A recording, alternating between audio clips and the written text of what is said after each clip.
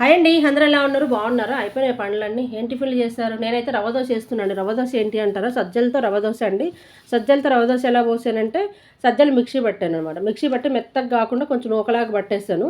నూకలాగా పట్టేసి ఒక కప్పు సజ్జ నూక, ఒక కప్పు గోధుమ పిండి రెండు కలిపేసి మిక్సీ మన గిన్నెలో పోసేసుకొని కొద్దిగా జీలకర్ర, కొంచెం ఉప్పు సరిపడంత ఉప్పు వేసుకొని దోశపిండి ఎలా కలుపుకుంటాం అలా కాకుండా కొంచెం లూజుగా కలుపుకుందాం. మైదా పిండి మనం రవ్వ దోశ పలచగా కలుపుకుంటాం కదండి, ఆ విధంగా కలుపుకొని టైం ఉంటే 1 అవర్ వదిలేసుకోండి. లేదంటే ఒక హాఫ్ అన్ అవర్ అయినా ముందు నానబెట్టేసుకొని పెట్టుకుంటే కొద్దిగానే నానితే బాగా వస్తుంది.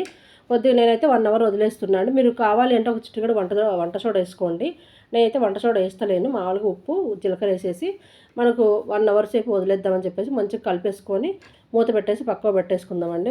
నేనైతే పచ్చడి ఏం చేస్తలేను దీంట్లోకి, ఎందుకంటే లేస్తుందో లేదని డౌట్గా చేస్తున్నా. ఫస్ట్ టైం ట్రై చేస్తున్నా.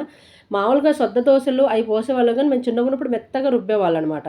అది వచ్చేయి లావుగా పోసేవాళ్ళు, బాగుండేది. బెల్లం అట్లా వేసి చేసుకునేవాళ్ళు. నేనైతే ఇప్పుడు ఇలా చేస్తున్నాం, అది లేస్తుందో లేదని డౌట్గా ఫస్ట్ అయితే చిన్నగా వేస్తున్నా. పచ్చడి కూడా ఏం చేయలేదు. నిన్నటి ఏదో రోటి పచ్చళ్ళు ఉన్నాయి, అది వేసుకొని తినేద్దాంలే అని చెప్పేసి లేస్తే బాగా వస్తే బాగుండు అనిపిస్తుంది. చూడనీకైతే కొంచెం కలర్గా లేస్తుంది, చూడాలి మరి. చక్కగా లేచిందండి. దోశ అయితే బాగా వచ్చింది, వచ్చేలాగా అనిపించింది అనుకున్నా కదా, వచ్చింది. కాకపోతే అడుగుపాటు మాత్రం చూడండి రెడ్ కలర్గా వచ్చింది. లోపల మాత్రం కొద్దిగా నల్లగా ఉంది. టేస్ట్ ఎలా ఉంటుందో చూడాలి మరి. రావడం అయితే చక్కగా లేచిందండి, ఏమి ఇబ్బంది పట్టలేదు. ఇంకా మళ్ళీ నెక్స్ట్ టైము మనం రవ్వ ఎలా తీసాము, సజ్జలు ఎలా మిక్స్ పట్టాము మొత్తం ఫుల్ లెంత్ వీడియో తీసి చూపిస్తానండి. ఎవరికైనా ఇంట్రెస్ట్ ఉన్న వాళ్ళు ట్రై చేస్తారు కదా.